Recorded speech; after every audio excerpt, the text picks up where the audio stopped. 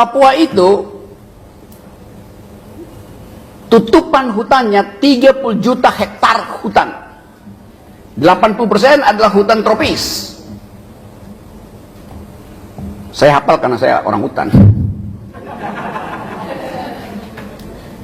Di 37 juta hektar hutan di Papua, 20 jenis pohon. Ada 160 ribuan jenis serangga. Ada 6.000 jenis mamalia. Dan ada 500 masyarakat adat. Sekarang Omnibus Law akan dipakai di situ demi yang disebut food estate. Berapa ratus jenis spesies yang akan hilang. Berapa ribu pohon yang akan ditebang. Berapa ribu ulat yang akan kehilangan tempat dia bermukim di kaki pohon. Berapa ribu cacing yang akan diangkat dari habitat aslinya. Berapa ribu burung yang tidak mampu lagi bersarang. Itu pertanyaan politis, bukan sekedar pertanyaan etis. Politik apa yang menyebabkan Omnibus Law itu memaksakan untuk merusak alam Papua? Namanya politik akumulasi. Padahal di dunia ini, seluruh pemenang Nobel dalam 20 tahun terakhir ini tidak lagi bicara tentang akumulasi, tapi tentang distribusi, tentang kesejahteraan, welfare. Dan itu yang kita baca di semua jurnal internasional. Tadi saya baru baca tulisan di Foreign Affairs.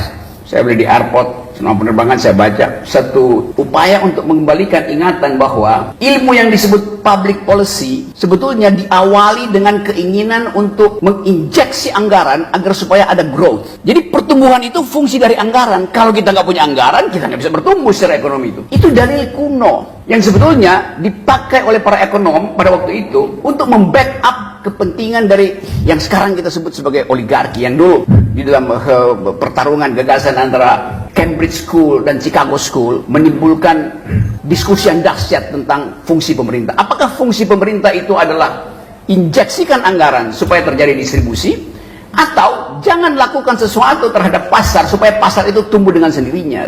Yang biasa kita kenal debat antara liberal dan libertarian, antara John Maynard Keynes, Keynesian Economics, dengan orang semacam Austrian School yang bermarkas di Chicago. Kita tahu itu dulu. Debat makroekonomi antara kutub Cambridge dan kutub Chicago. Sekarang dua-duanya lenyap.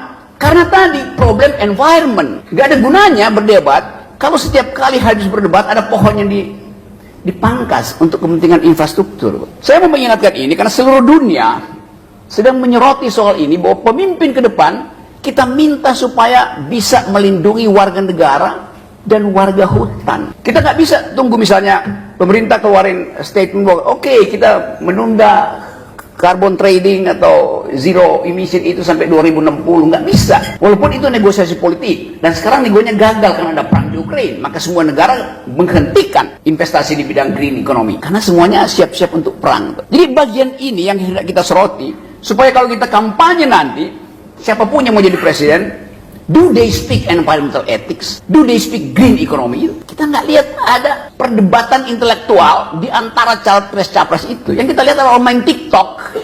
Capresnya taktok, TikTok, TikTok. Apa isi otaknya? Adalah hak atas udara yang bersih, hak atas rumput yang hijau, hak atas air yang jernih, hak atas wangi mawar, hak atas cicit burung. Itu yang sekarang lagi dibicarakan di dunia. Setiap pemimpin dunia kalau nggak mengerti environmental ethics, dia akan dianggap sebagai buta huruf terhadap peradaban.